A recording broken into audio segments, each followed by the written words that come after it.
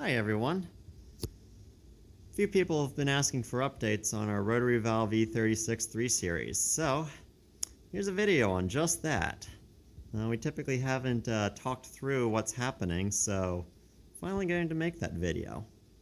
So what this car is a 1999 BMW 328 IS. So little 3 Series from the 90s. You've seen a lot of our rotary valve videos before, but we've never really shown up close the inner workings of how it does its magic. So right here is the heart of it all, the actual rotary valves. So what these are they're replacing the poppet valve system in the head of the original BMW engine. So we have a valve with intake on this end, exhaust coming out this end, and 2 ports. This is the intake port, that's the exhaust port. That aligns up with this floating seal, which also acts as the top of the cylinder head. In this particular case, what you have going on is the combustion chamber, so the piston is moving up and down here. Hole for the cute little 12mm spark plug. 8mm spark plug. That's true, 8mm spark plug. And the big giant port going into the cylinder head itself, which lines up really nicely with these wonderful valves. So, as you rotate the valve around, you see the exhaust port, then it goes to intake stroke, keep rotating around, and we get to compression, through to ignition, and then eventually we'll make it back around to exhaust. So the beauty of this system is there's a beautiful flow path going from the combustion chamber right out, hitting this roughly 45-degree wall, and out through the valve. Similar on the way coming back in. As you can see, it's quite a very large flow path for the air to go through. In this case, it's about 44 millimeters on the ID of this valve. The beauty of the system is you don't have air crashing into the backside of your valve. It also, according to many sources and some CFD analysis we've worked through ourselves, creates a fair bit of swirl within the combustion chamber. So this valve, there's 6 valves and they're positioned. There's 1, 2, 3, 4, 5, 6, all in a row, perpendicular to the head deck. The floating seal sits under there like that. And you can see down in here the 6 actual valves are in here. Let me grab a light to shine down in there a little bit better.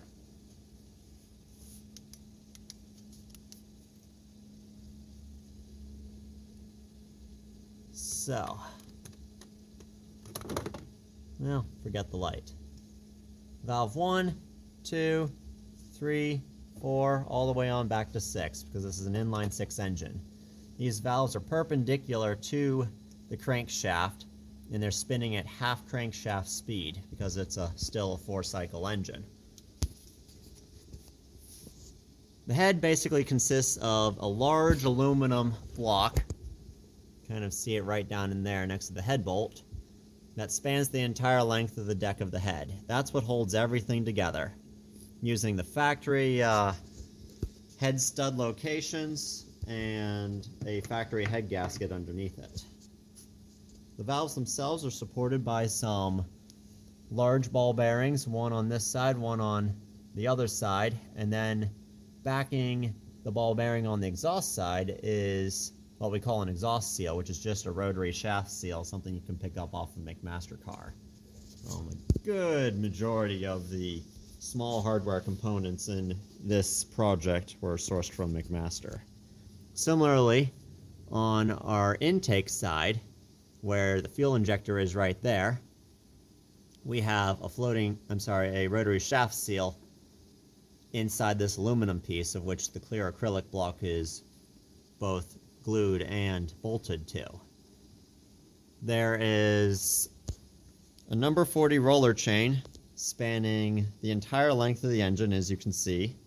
It's driven off of this sprocket here, goes through the tensioner system up to the back, and then it goes underneath valve 6, over 5, under 4, over 3, under 2, and over 1. That effectively means every valve spins opposite directions from each other. So there are 3 left-hand versions of this valve and 3 right-hand versions of the valve. And while it's running, you can see the valve spinning. And since we have the clear intake blocks right here, you can see the fuel being injected into the intake while it's running. The fuel injectors are basically lined up to spray right into the mouth of the valves, so it's a pretty straight path. They're about 30 degrees off of the intake tract. The intake plenum right here is made out of 6 individual aluminum velocity stacks that are then carbon fibered into this intake plenum, which is attached with some structural bonded adhesive right here to half of the factory BMW plenum. So all of the vacuum lines, the throttle body from the plenum attached directly to this half of the original plenum. We basically sawed it in half, cleaned it all up, dremeled it a bunch, so that we could then build ourselves our own custom box to attach to it. The intake system, as you can see, from the factory air cleaner through the mass airflow sensor, throttle body boot, traction control actuator, so traction control throttle body and factory throttle body are all original and installed as they would have otherwise been installed. The only thing that's not factory about that is the cooling lines. The coolant lines that go to the factory throttle body are not hooked up, so not that we don't generate enough heat to prevent icing anyway, but there's no de-icing on the throttle body. On the exhaust side, we have, which we're probably a little low on coolant, but you can see the coolant flowing up and down here. We have cooling running through the blocks that hold the seals on the exhaust side because they get very hot. And basically the goal is try to keep from burning out the rubber seals. Not that they don't burn out already, but there is indeed coolant flowing through all of that. From an ignition standpoint, we're using the original BMW coil on plug coils that came with the car, but modified with a short little copper wire to adapt to the factory to the 8mm spark plugs that are installed in this. One of the interesting issues that we had in this that we fought for probably about a year was the spark plug boots kept vibrating and popping off the plugs. So the solution to that was putting, probably not be able to get a good view of it, but down inside of there, we basically put a ring terminal on the end of each plug wire and a lock nut, surrounded it with a Teflon tube to prevent the spark from arcing to the head, and that has solved all of our ignition problems. So now all spark plugs always fire, which it's amazing how much easier it is to tune an engine when the spark plugs fire. You can see down below we have a titanium header wrap on the 2 3-piece stock BMW exhaust manifolds. We did port and polish the exhaust manifold so they have about 50% more flow area going through each port, and that significantly helped performance.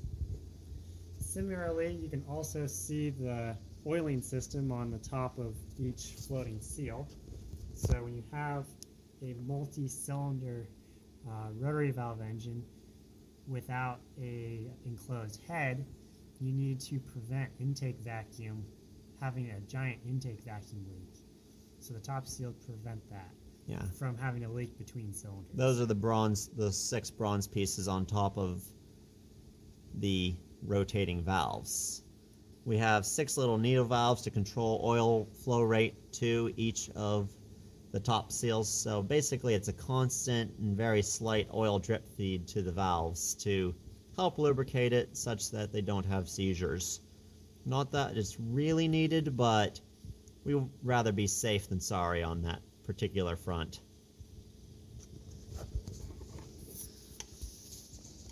The other unique portion of this design is the factory timing chain setup. Of course, is set up for a dual overhead cam. Looks like we've got a little bit of condensation in this box, but basically what we have is right here is the factory timing chain sprocket from the timing chain. So it's coming up from the crankshaft up to this sprocket, at which point we have 2 shafts that cross each other with a set of 4 bevel gears on them to turn the drive 90 degrees from the factory shaft that's going this way to this shaft right here, such that we can drive the rotary valves. We've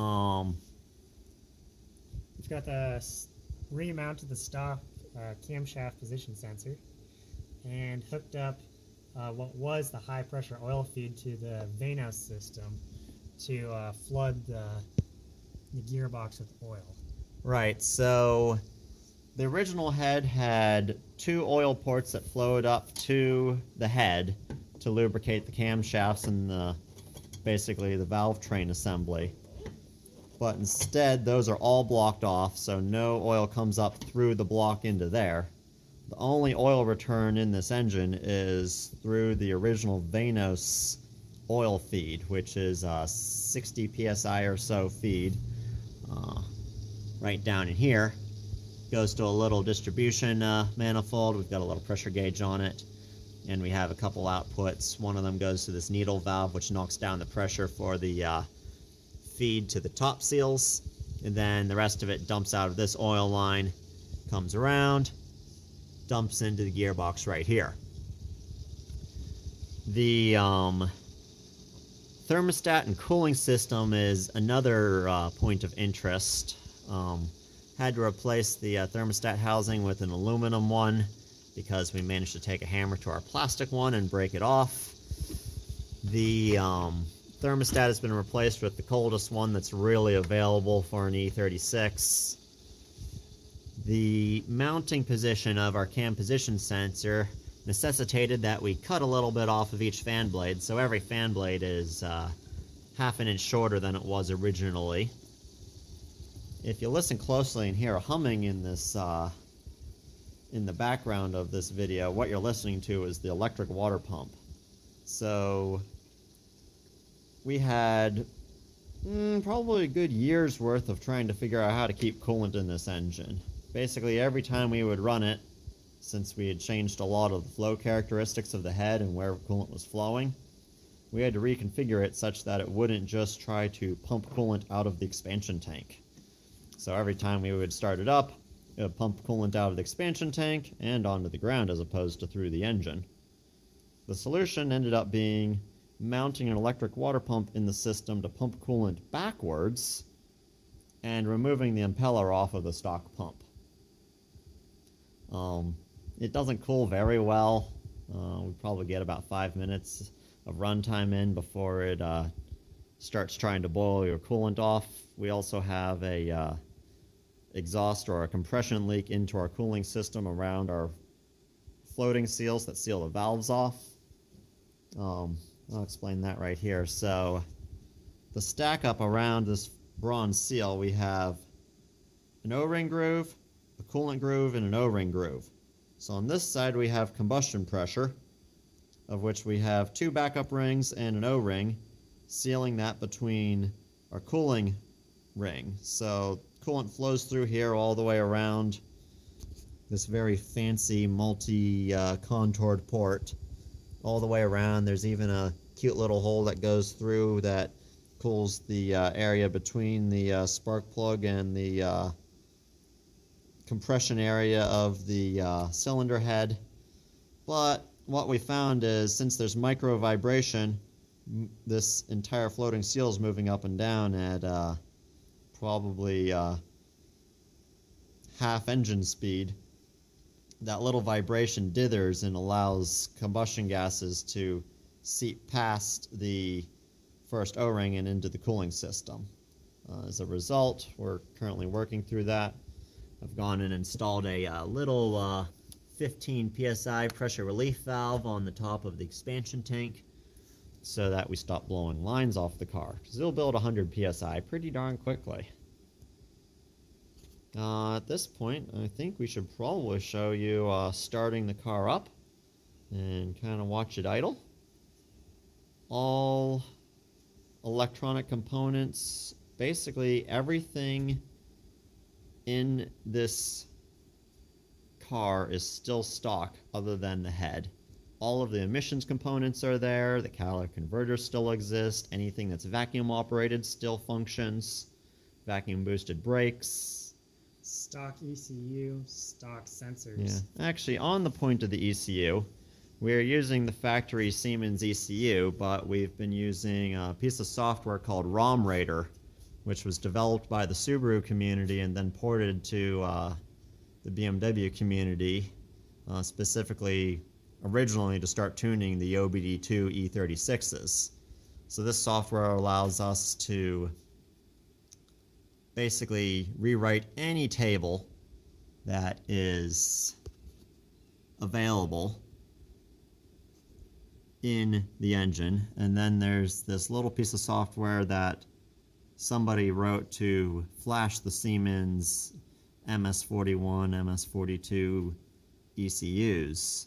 It works extraordinarily well. The entire setup cost me a $12 cable on eBay, an OBD2 cable, and $35 for this flashing software. ROM Radar itself is free and open source and is a phenomenal resource to anybody who's trying to tune these cars. It's not quite as intuitive as, say, using a Mega Squirt, but otherwise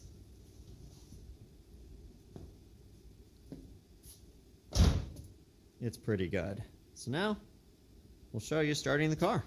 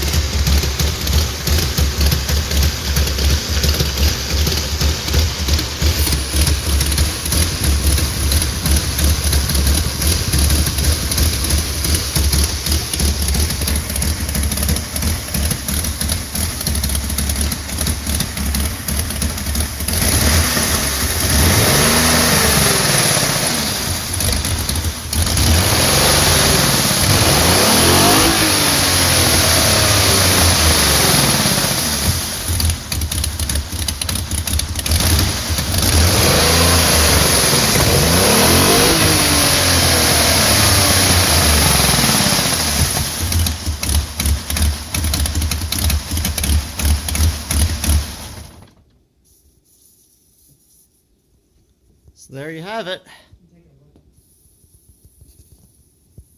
Take a look at the dash. So we also have a O2 sensor, extra port in the exhaust manifold, and our vacuum gauge. So this car has an extremely aggressive valve timing. So imagine it has a very high lift, very long duration camshaft. So it sounds, a lot like a muscle car. So once the vacuum gauge catches up and the heater's done heating. So far on the car we have about almost 60 miles on the car, probably around 75 or so maybe 100 hours of runtime. A lot of it at, at high RPMs. So I'll just give it a good rev. We have the rev limiter set to, I think it's factory right now. Might be 6,800 RPM. 6,800. So I'll floor it here. So fairly zippy.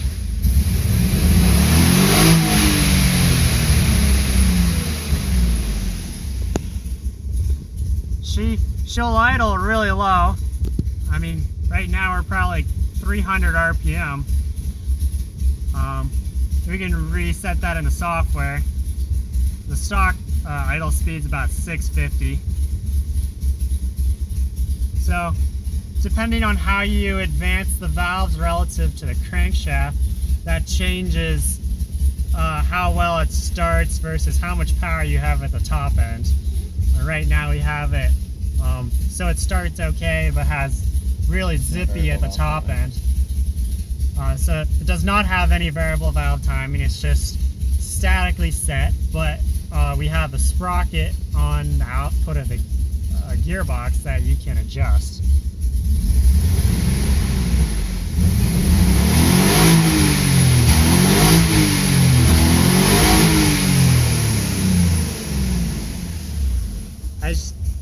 As you can see, very minimal intake vacuum to the very extreme valve timing, but it doesn't seem to make any issues.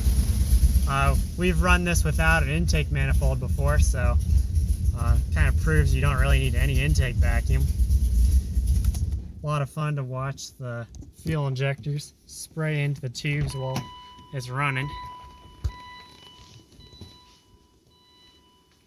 Usually a check engine light will actually stay off most of the time, as long as all the cylinders are firing, since we have all the sensors hooked up.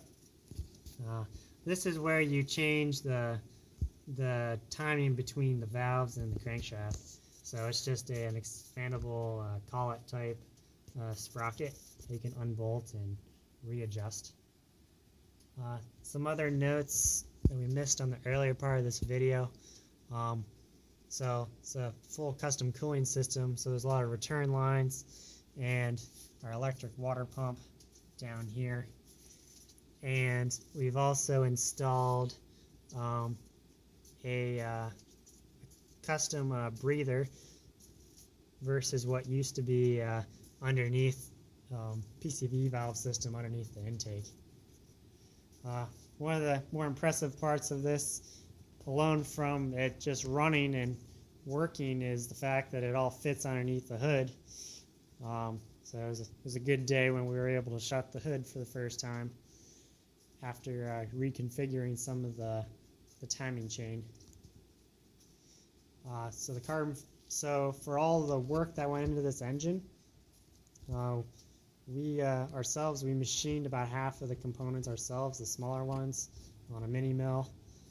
And then we sent out the really big components like the cylinder head, the Gearbox. 2 parts of the gearbox, the thermostat housing that gets bolted on the front here, and the rotary valves themselves, which were done on a 4 or 5 axis lathe. We did all the carbon fiber work ourselves, so it has a divider here between the chain and the valves. It was just primarily earlier on to try to prevent oil from spraying all over the place. As you can see, there's a little bit of oil on the hood. One of the many improvements that happened throughout this build was this was originally a 1-inch wide double-sided Gates timing belt.